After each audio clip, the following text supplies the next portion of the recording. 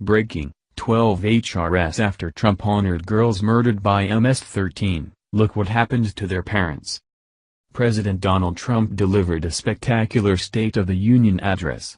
One of the topics he presented upon is the elimination of the violent illegal immigrant gang known as MS-13. Trump talked about the gang violence and then spoke to the audience about two particular victims murdered by the gang. He mentioned two girls from New York who met their demise on the day they ran into members of MS-13. It wasn't their choice to end their life that way, but they couldn't escape, and they perished. Their names are Kayla and Nisa, and members of MS-13 brutally murdered them. President Trump looked into the audience and saw them. The cameras followed Trump's eyes and pointed right at four exceptional guests of honor. It was the parents of the girls who lost their lives. It was a moment where an entire room gave a round of applause and almost made everyone cry for the weeping loss of those two beautiful girls. You could feel it in the air. You could see it on their faces. You could sense that there was legitimate loss, and that was a moment in history that will forever be recognized as a time where people united. There was peace for a moment, frozen in time, as the parents wept for their lost children and every American felt their sorrow.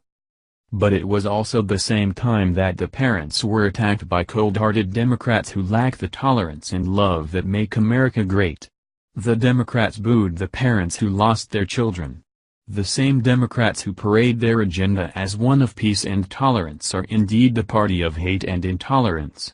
It's unfathomable that anyone would boo during a pristine moment while parents across America mourn for these four parents who lost their two special girls.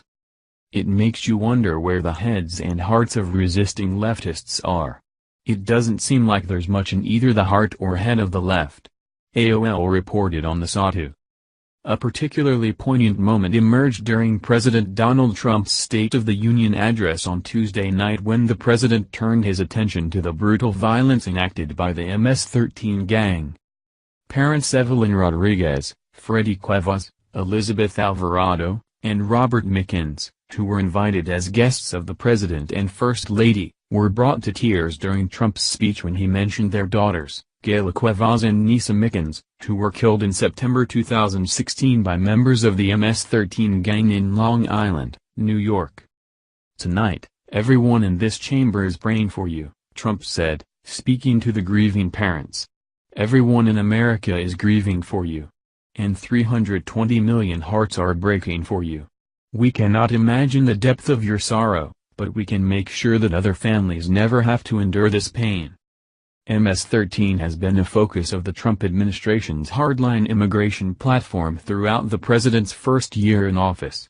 MS-13, or La Mara Salvatrucha, a gang primarily based in Central America, was formed in the 1980s and is today one of the largest criminal organizations in the United States.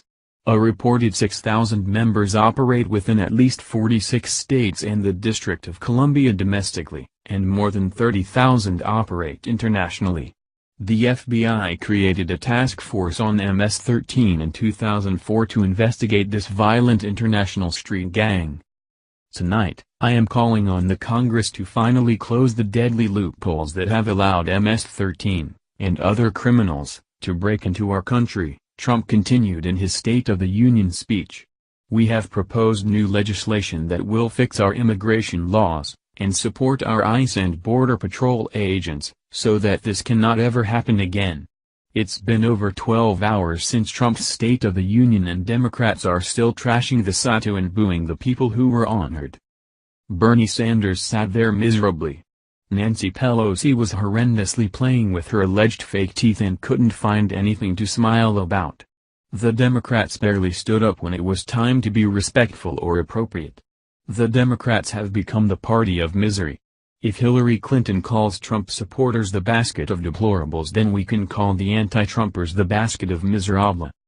The hatred and intolerance coming from the left forever forbid them the ability to come together and conduct themselves as adults. They appear childish, embarrassing, and they're drooling at the lips like Joseph Kennedy during his anti-American Democratic response. I weep for the parents of the girls lost to the unnecessary gang violence. As a fellow American, I can't imagine what they're going through.